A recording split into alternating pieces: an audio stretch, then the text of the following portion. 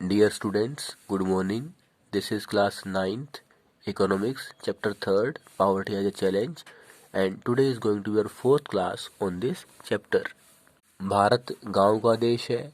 आज भी एक भारी संख्या गांव में रहती है, लेकिन शिक्षा, स्वास्थ्य, रोजगार, व्यवसाय आदि जरूरतों को ध्यान में रखते हुए गांव के लोग शहरों में आ रहे हैं। शहरों का विस्तार लगातार हो रहा है। इस तरह से हमारे पास गांव के लोग भी हैं और शहर के लोग भी हैं।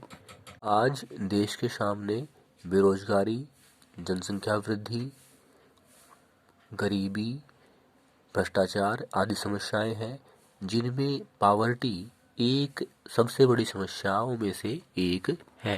जब हम सामान्यतः पावर्टी की बात करते हैं, गरीबी की बात करते हैं, तो वो व्यक्ति गरीब है जिसकी आय एक निश्चित अनुमान से कम है और जिसकी कंजम्पशन खपत भी एक निश्चित अनुमान से कम है।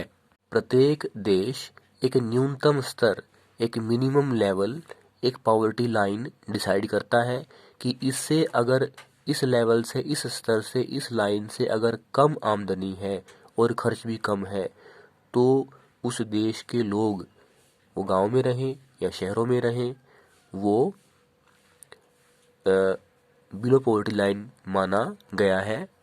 इस न्यूनतम लेवल, इस मिनिमम लेवल का आधार है लोगों की आधारभूत जरूरतें, कि लोगों की जो रोटी, कपड़ा और मकान, स्वास्थ्य, शिक्षा की जरूरतें हैं वो पूरी होनी चाहिए।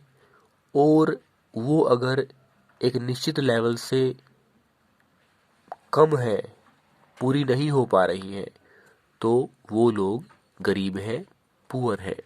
जैसे वो व्यक्ति गरीब है जो एक न्यूनतम स्तर तक अपनी रोटी, कपड़ा, मकान, स्वास्थ्य सेवाएं और शिक्षा सेवाएं, जरूरतें नहीं पूरी कर पा रहा। स्थान, समय और स्थिति के हिसाब से ये जरूरतें अलग अलग होती हैं। उदाहरण के लिए अमेरिका में एक व्यक्ति के पास कार न होना गरीब माना जाता है, जबकि भारत में अगर व्यक्ति के पास, किसी के पास कार है तो उसको लग्जरी माना जाता है, उसको आराम की व्यवस्था माना जाता है। तो इस तरह से जो मिनिमम लेवल है पावर्टी का, वो अमेरिका में अलग है और भारत में अलग। यहाँ तो हमने रामशरण और का उदाहरण लिया था। रामशरण के बच्चों के पास तो जूते ही नहीं है, और जूते होना वो लग्जरी मानते हैं। और लखा सिंह जो है, उनके बच्चों के लिए जो तेल है, जो चीनी है, साबुन है, उनको वो लग्जरी मानते हैं, उनको वो जरूरतें ही नहीं मिल पा रही।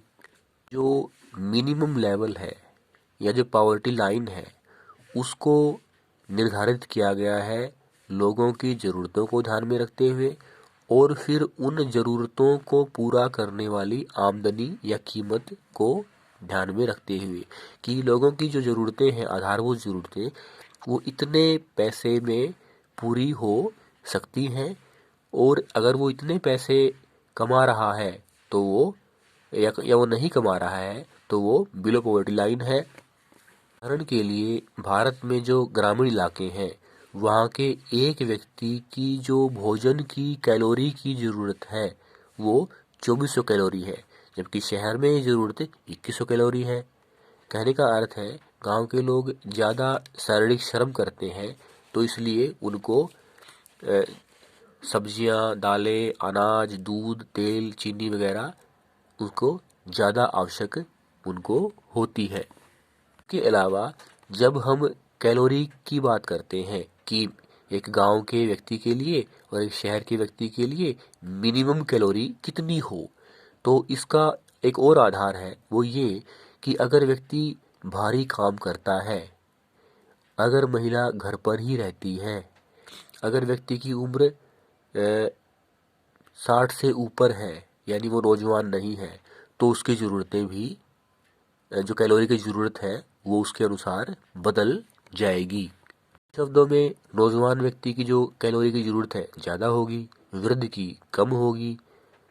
और फिर काम के आधार पर है, अगर कोई व्यक्ति शहर में रहता है लेकिन भारी काम करता है तो उसकी ज़रूरत ज़्यादा होगी। उदाहरण के लिए 2011-12 के अनुसार जो एक गांव का व्यक्ति है उसकी महीने की आमदनी 810 रुपये होनी चाहिए, जबकि शहर के व्यक्ति की आमदनी 1000 रुपये से कम नहीं होनी चाहिए, क्योंकि शहर में हर वस्तु खरीदनी पड़ती है, के दाम भी कई बार ज़्यादा हो जाते हैं।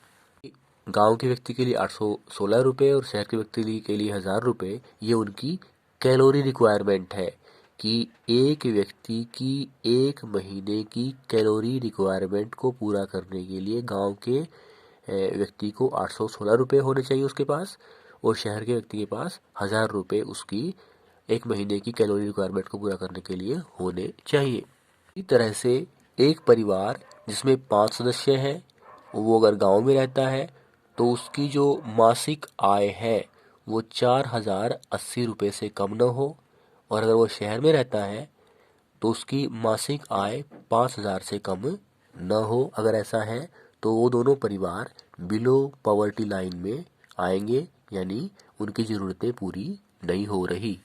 जो पॉवर्टी लाइन है, जो गरीबी रेखा है, जो मिनिमम लेवल है लोगों का कि इस लेवल तक लोगों की ज़रूरतें पूरी हो जाती हैं, वो हर 5 साल के बाद बदलता रहता है, जब 5 ईयर प्लान इम्प्लीमेंट होती है और national sample survey organisation NSSO इसका सर्वेक्षण करती है। इस तरह से हम देखते हैं कि पॉवर्टी लाइन हर देश के लोगों की अलग अलग हो सकती है। में हम यही कहेंगे कि पॉवर्टी लाइन के आधार पर लोगों की ज़रूरतों को पूरा करना, उनको गरीब या अमीर कहना सही नहीं है, क्योंकि बाज़ार में वस्तुओं के दाम घटते बढ़ते रहते हैं, कुछ वस्तुएं महंगी हो जाती हैं। अगर हम उनकी जो मासिक आय है लोगों की, उसको अगर ज़्यादा नहीं मानेंगे तो ये स्पष्ट नहीं हो पाएगा कि वो बिलो पॉवर्टी लाइन है या अबव पॉवर्टी लाइन है। थैंक्स।